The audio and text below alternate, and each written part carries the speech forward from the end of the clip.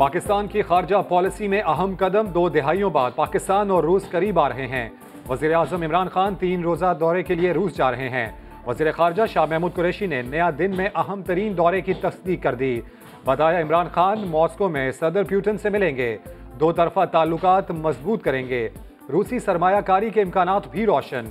Ukraine पर मगरिब और रूस के शिद्दत इख्तियार करते तनाज़े के दरमियान इस दौरे की अहमियत मज़ीद बढ़ गई।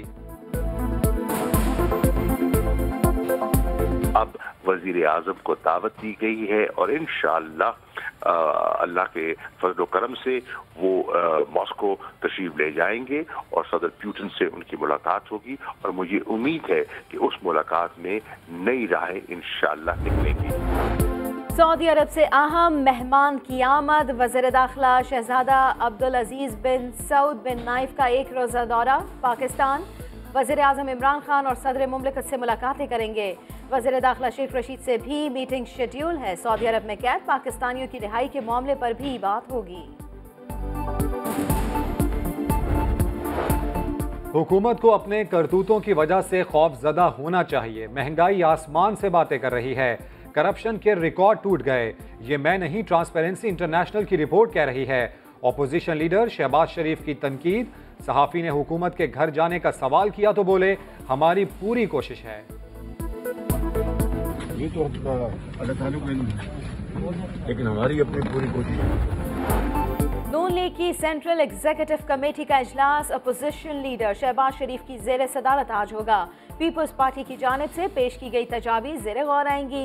अदम एतमाद लाने और मुश्तरका लॉन्ग मार्च की तजावीज़ पर भी मुशावरत होगी। चेयरमैन नैब आजकल डेली वेजेस पर हैं, वो अपने असासों की तफसील बताएं। शाहिद खाकान अब्बासी कहते हैं हुकूमत की कारकर्दगी का ये हाल है कि साबिक चीफ जस्टिस को भी सिक्योरिटी मांगना पड़ गई है। फवाद चौधरी का जवाबी ट्वीट, लिखा शाहिद खाकान अब्बासी के तहफ़्फ़ुज़ात अभी नुक्ता आगाज़ हैं। नून लीग में शरीफ खानदान के फैसले यकतरफा होते हैं। चौधरी निसार भी इसीलिए किनारा कशी इख्तियार कर गए। 2023 तक बहुत से लोग बादशाही निज़ाम के खिलाफ पार्टी छोड़ेंगे। पीपल्स पार्टी भी इसी किस्म की सूरत हाल से दोचार है।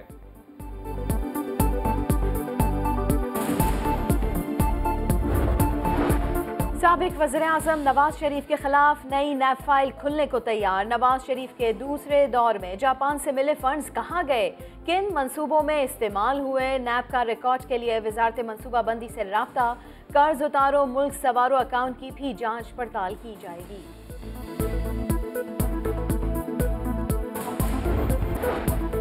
ताहयात नाअहली की सजा तो कत्ल पर भी नहीं दी जाती, ये मेरी गलती तो मामूली थी। जहांगीर तरीन के गिले शिकवे, कहा कसूर सिर्फ इतना था कि लंदन का घर खाते में नहीं लिखा था। मुल्क में कोरोना से मजीद 38 अफराद इंतकाल कर गए। 24 घंटे में 3,338 नए केसेस रिपोर्ट। मुस्बत केसेस की शरह 7.45 रही।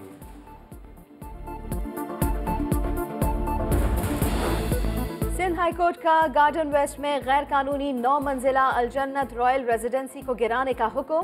अदालत ने SBCA और दीगर इदारों को इमारत की मजीद तामीर से रोक दिया। बिल्डर्स और मुलविस अफसरान के खिलाफ कार्रवाई और 45 दिन में रिपोर्ट पेश करने का हुक्म।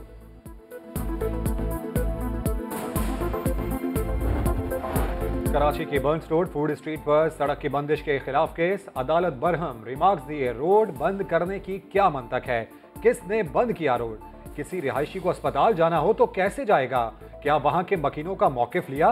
3 बजे तक होटल खुलते हैं तो अहले इलाका क्या करें। हुकूमत से अगर जवाब नहीं आया तो डिप्टी कमिश्नर साउथ खुद पेश होकर वजाहत करें।